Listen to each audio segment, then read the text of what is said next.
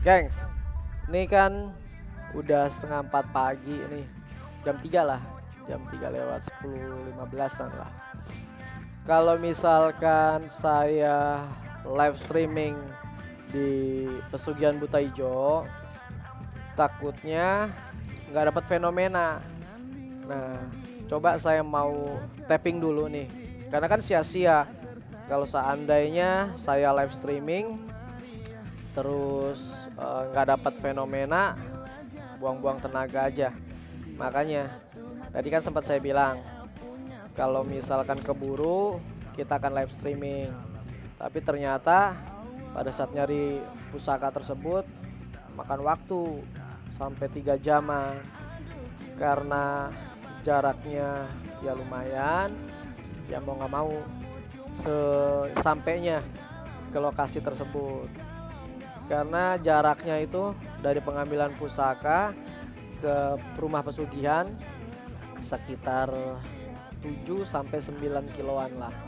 Kalau dari Google Maps sih seperti itu. Ya udah, nanti kita lihat.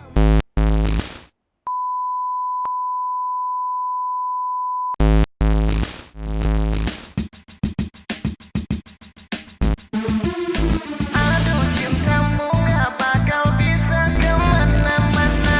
Cuma kamu, cuma ada kamu dalam hatinya. Kalau gak manjur bukan KPL namanya. Asalkan kamu jangan sampai sakiti hatinya.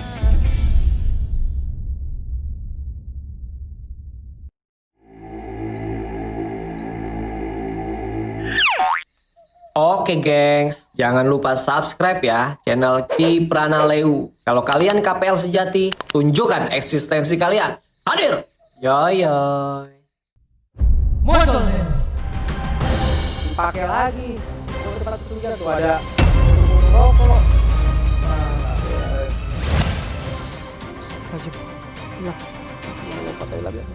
Jangan cuma suara-suara doang. Kompet lo. Mana sini? Bikin emosi aja kalian.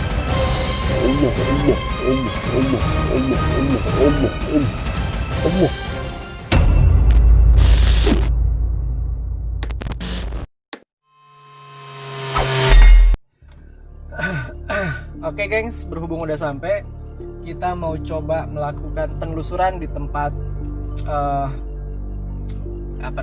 Buta Ijo, yang rumah pesugihan yang dipakai pesugihan Buta Ijo.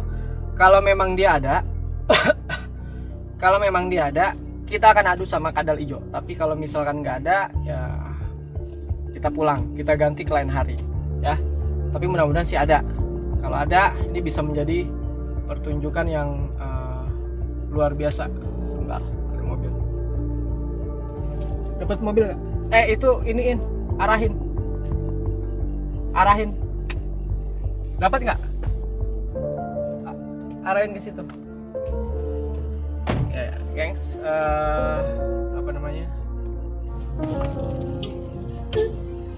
Ya, karena tempatnya kecil. Sebentar. Karena tempatnya sempit, jadi nggak bisa parkir mobil. Biar Dadang parkir di sana, nungguin sana. Di sana saya melakukan penelusuran sendiri. Oke, guys. Bismillah. Kita melakukan penelusuran sebentar. Saya ambil itu untuk center. Mana center nih? Oh, wait guys. Kita ambil center, guys. Kita ambil center.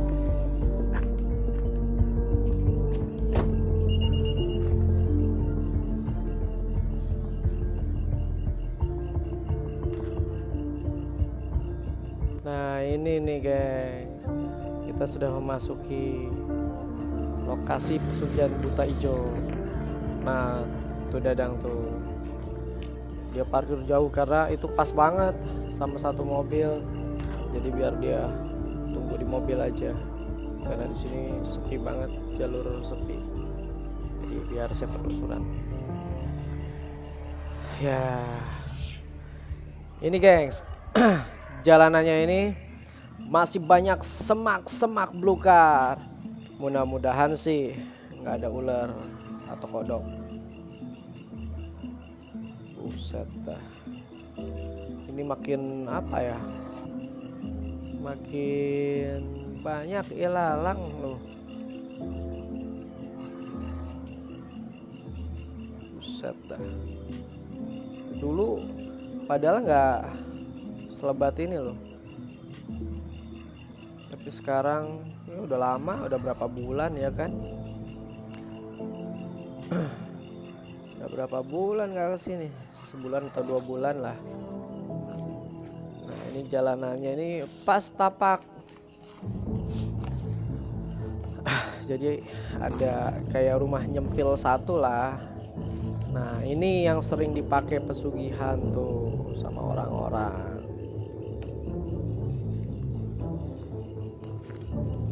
Tuh kelihatan gak gengs? Berubah aja. Saya ngambil ke bawah terus untuk make sure ya, karena takut ada ular.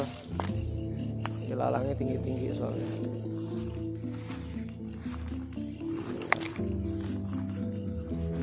Assalamualaikum, waalaikumsalam ya hadamul hadam, ya hadamul roh, ya hadamul ghaib, ya hadamul jasad. Hadir, hadir.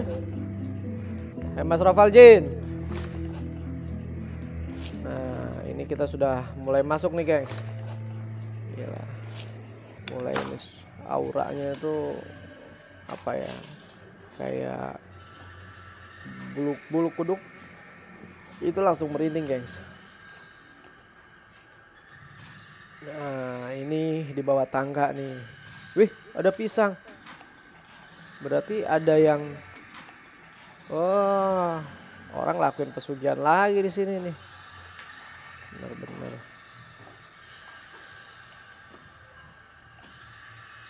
Suasananya di sini sumpah dingin banget loh. Nih ini tempat yang pernah muncul sosok buta hijau itu. Hadir. Gila, banyak kotoran kampret di sini. Bau lagi. Ada pisang 1 tandan loh.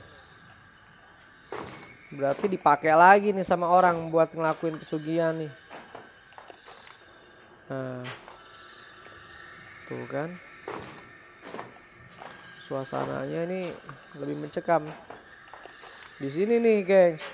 Muncul buta hijau langsung loncat ke atas itu loh. Nah ini di tempat apa namanya yang tadi kita lewatin tuh, tempat mereka naruh-naruh sajen. Sementara sih belum ada apa ya, belum ada sesuatu yang bisa saya rasakan. Udah lama nggak didatengin, lihat tuh ilalangnya tuh parah banget. Makin tinggi-tinggi loh. Bener-bener deh. Oh iya, sambil saya bahas, kan banyak tuh di kolom komentar yang nanya ruh mukmin itu prosesnya hingga ke alam barzah itu gimana Ki? Nah, saya coba jabarin ya di sini ya. Karena daripada ngoceh-ngoceh yang gak bermanfaat, mending ini menjadikan pemahaman dan pelajaran buat kita semua nih gengs. Ini tapi saya penasaran nih tempat ini nih. Nah ini nih tempat dimana sarana pesugihannya yang saya tendang. Nah disitulah muncul tadi tuh, terus pindah ke atas itu tuh. Gila bener-bener ilalangnya. Ngeri ular saya di sini guys. Tuh, ada yang bakar-bakar. Tuh kan, dipakai lagi buat tempat pesugihan. Tuh ada puntung-puntung rokok. Wah nggak beres nih, bener-bener deh. Oh ya tadi sampai mana tuh? Oh iya saya tadi mau bercerita, bukan bercerita ya, ini memberikan pemahaman tentang tahapan perjalanan ruh seorang muslim hingga ke alam barzah gengs. Nah kita kan yakin nih, semua kehidupan pasti akan mengalami kematian. Dan setiap kehidupan pasti melewati fase-fase peristiwa gaib, baik sadar ataupun tidak sadar. Tentu penasaran kan, ingin mengetahui bagaimana nasib dan perjalanan seseorang kelak nih, semasa hidupnya hingga menuju ke alam barzah. Namun tak seorang pun yang boleh menyandarkan berita gaib nih, kecuali kepada nas Al-Quran dan hadis yang sahih nih gengs. Nah, saya coba jabarin ya, karena masih belum ada fenomena atau eksistensi. Mending saya kupas nih tentang perjalanan ruh mukmin hingga ke alam barzah. Ntar lu gengs, saya mesti merhatiin jalan nih. Nah, jadi gini, sebuah hadis sahih yang memuat penjelasan, waduh, baterai redup nih guys, baru mau saya jelasin. Tadi saya sepintas ngelihat kayak apa, orang bekas bakar-bakaran, kayaknya bakar-bakar sajen dan lain sebagainya, menyan lah itu. Terus juga tadi sepintas ada bungkus-bungkus kopi sasetan, Indomie. Kayaknya ada yang ritual di sini nih. Nah, sambil saya jelasin ya, gengs. Nah, sebuah hadis sahih yang membuat penjelasan memadai tentang perjalanan seorang mukmin sejak berhadapan dengan kematian sampai ditempatkan, maksud saya, di liang lahat dan mendapatkan berbagai nikmat kubur. Nah, hadis ini nih diriwayatkan nih oleh Abu Daud, Ibnu Majah dan Al-Nasai, Ahmad Al-Hakim dan Al-Tayalisi. Juga dikomentari oleh Al-Hakim nih, karena hadis ini memenuhi kriteria Al-Bukhari dan Muslim. Pendapat ini pun diakui oleh Al-Zahabi, seperti itu. Nah, intisari dari kisah ini, dulu pada suatu hari Rasulullah Shallallahu Alaihi Wasallam pergi bersama nih para sahabat mengantarkan jenazah seorang sahabat Ansar. Lalu setibanya mereka di pemakaman, panggilan liang lahat belum usai, maksud saya penggalian kubur belum selesai, maka Rasulullah Shallallahu Alaihi Wasallam pun duduk di atas tanah sambil menghadap kiblat, sementara para sahabatnya duduk di sekitarnya dengan tenang. Saking tenangnya, seakan-akan ada burung hinggap di atas kepala mereka nih, gengs. Nah, melalui hadis ini menggambarkan bagaimana keadaan di sekitar Rasulullah Shallallahu Alaihi Wasallam saat itu. Beliau mengambil sebuah kayu lalu mengorek-ngorek tanah. Kemudian beliau melihat ke langit lalu menunduk. Tak lama beliau melihat lagi ke langit kemudian menunduk. Tuh kan banyak sampah kan, Indomie, terus kopi saset. Saya lanjutin ya, karena memang tadi saya sempat ngelihat sepintas, ternyata bener. Nah, lalu setelah itu tak lama beliau melihat lagi ke langit kemudian menunduk hingga 3 kali. Beliau bersabda kepada para sahabat, memohonlah kalian perlindungan kepada Allah dari siksa kubur sebanyak 2 atau 3 kali. Lantas beliau pun berdiri dan berdoa, ya Allah, sesungguhnya aku berlindung kepadamu dari siksa kubur sebanyak 3 kali. Itulah doa Rasulullah Shallallahu Alaihi Wasallam, sekaligus menjadi pembuka atas hadisnya yang panjang. Beliau menggambarkan kepada para sahabatnya bagaimana keadaan seorang hamba sejak ditemui kematian sampai dimasukkan ke dalam liang kubur, lalu ditinggalkan oleh keluarga, kolega dan para sahabatnya nih. Terus apa yang menimpa hamba tersebut setelah itu? Dikabarkannya bahwa manusia saat dijemput kematian terbagi menjadi 2 golongan. Ada yang beriman dan ada yang kufur. Nah, ini sambil saya mereview ya. Ini perjalanan saya ke atas pada saat saya ngejar buta hijau itu. Jadi perbedaan di antara keduanya itu sangat jauh dan mendasar. Seperti tadi saya sampaikan, yang beriman dan ada yang kufur. Sungguhnya seorang hamba yang beriman ketika hendak meninggalkan kehidupan dunianya. Nah, ini kayaknya yang pas dia muncul. Oh, enggak deh, bukan di sini. Saya lanjutin ya. Sungguhnya seorang hamba yang beriman ketika hendak meninggalkan kehidupan dunianya dan memasuki kehidupan akhiratnya akan didatangi para malaikat dari langit. Mereka datang dalam rupa terbaik dan akan menempati sebuah tempat tertentu, gengs.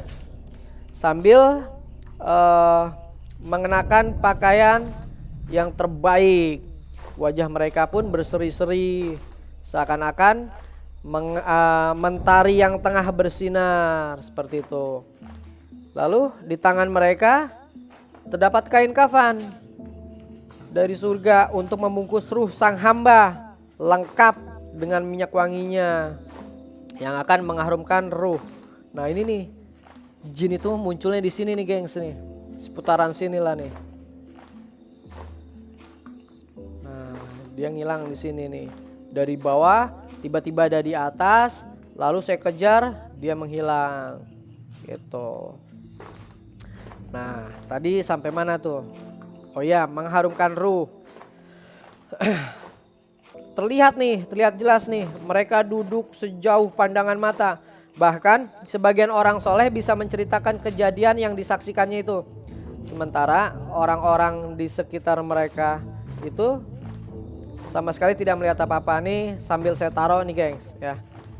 Kayaknya nih pas enggak ya? Sambil saya bercerita ya, berbagi kisah di sini. Karena selama penelusuran nih nggak dapat fenomena apa-apa nih. Jadi saya pantengin di sini nih. Nah, saya lanjutin ya. Nggak lama berselang, datanglah malaikat maut dan duduk dekat kepala sang hamba nih, geng. Dia berkata kepada ruh si hamba, "Wahai jiwa yang tenang, keluarlah kepada Tuhanmu dalam keadaan ridho dan diridhoi." Nah, ini dijabarkan melalui Quran surat Al-Fajr 89 27 sampai 28. Gitu. Saya panggil lagi, coba deh.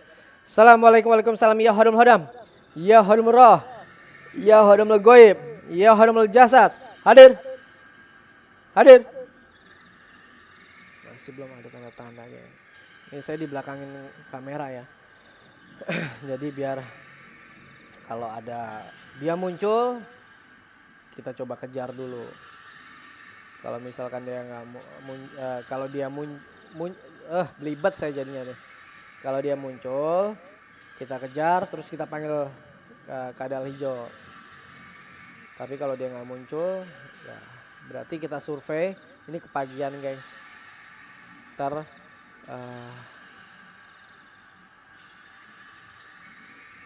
malam berikutnya kita coba live streaming, kita pasang live streaming di sini. Sambil saya jelasin lagi nih. Ruh pun itu nggak bisa menunda perintah. Ia perlahan mengalir keluar dari jasad, geng. Seperti keluarnya air yang bersih dan jernih dari mulut lubang air. Setelah ruh mukmin yang bersih dan jernih itu keluar, semua malaikat langit dan malaikat bumi mensolatkannya. Lalu pintu-pintu langit dibuka, setiap penduduk pintu berdoa kepada Allah dan memohon agar ruh hamba itu diangkat ke tempat mereka. Begitu ruh sang hamba berhasil dikeluarkan oleh tangan malaikat maut, maka para malaikat yang hadir menyaksikan kematian, tidak membiarkan ruh itu sekejap mata pun. Lalu mereka langsung mengambilnya dan meletakkannya di atas kain kafan dan minyak wangi yang mereka bawa dari surga. Nah, demikianlah kematian yang digambarkan Allah di dalam Al-Quran, dan dialah yang mempunyai kekuasaan tertinggi di atas semua hamba-hambanya, dan diutusnya kepadamu malaikat-malaikat penjaga, sehingga apabila datang kematian kepada salah seorang di antara kamu, ia diwakafkan oleh malaikat-malaikat kami, dan malaikat-malaikat kami itu tidak melalaikan kewajibannya. Quran surat Al-An'am ayat 6. Jadi itulah proses perjalanan. Nanti karena ini penelusuran bukan tausiah murni, nanti kelanjutannya di part berikutnya. Assalamualaikum waalaikumsalam ya hadal muhadam ya hadal murah ya hadal goib ya hadal jasad. Hadir. Assalamualaikum waalaikumsalam ya hadal muhadam ya hadal murah ya hadal goib ya hadal jasad. Tunjukkan eksistensi kalian. Ya Mas Rafal Jin, muncul sini.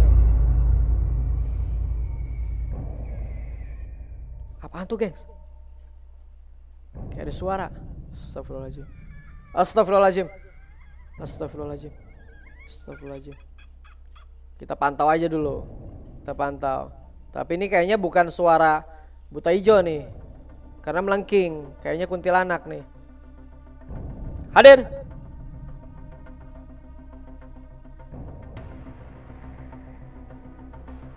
Astagfirullahaladzim. Allahu Akbar. Astagfirullahaladzim, apaan tuh? Allahu Akbar, apaan tuh? Aduh, gelap banget itu. Apaan tuh? Astagfirullahaladzim. Bismillahirrahmanirrahim. Laisalaha min ladunka. Allah.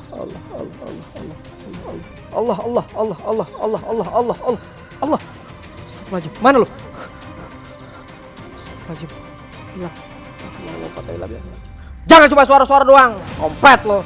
Mana sini? Bikin emosi aja kalian. Lari kemana kalian? Jangan cuma suara-suara doang.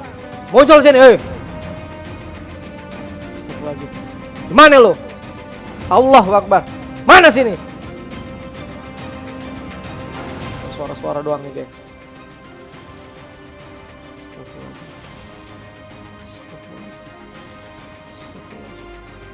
Ini salah-salah bisa jatuh ke sini nih.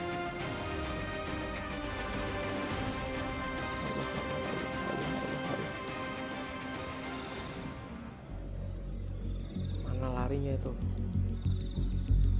Saya nggak jelas itu makhluk apa. Tapi yang jelas kayaknya bukan buta hijau tuh. Mana lo? Guys, kalau gambarnya agak berantakan karena memang kita tidak pernah pakai stabilizer ya. Karena kalau pakai stabilizer nggak dapat feel-nya saya. Buat ngejar-ngejar itu nggak bisa refleks gerakan saya. Jadi kalau misalkan agak kacau pengambilan gambarnya, mohon maaf. Hadir. Muncul sini.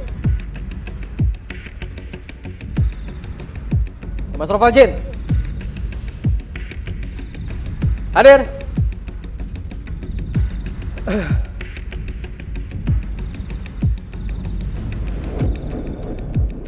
Mana lo? Ruangannya kosong ya. Hadir. Mas Rafal Jin. Hadir. Tunjukkan eksistensi kalian. Hati ini tangganya nih bahaya banget nih guys.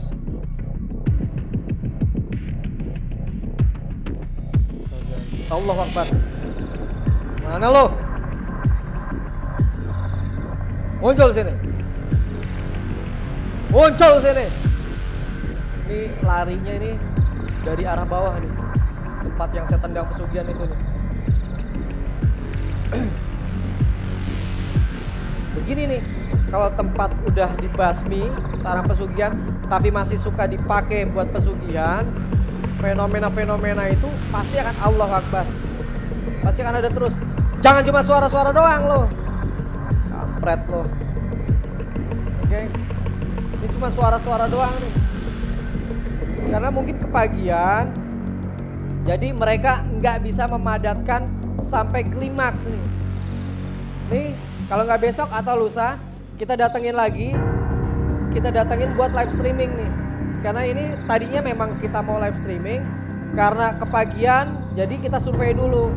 Yaudah kalau gitu guys, terima kasih banyak yang udah menyaksikan tapping Kiprana malam ini. Sampai ketemu di live streaming insya Allah besok atau lusa ya. Karena ini cuman suara-suara doang, terus ada sosok hitam gelap, saya nggak bisa jelas ngelihat karena senternya kurang terang ya. Yaudah kalau gitu, assalamualaikum warahmatullahi wabarakatuh. Tunjukkan eksistensi kalian. Hadir. Yoi yoi.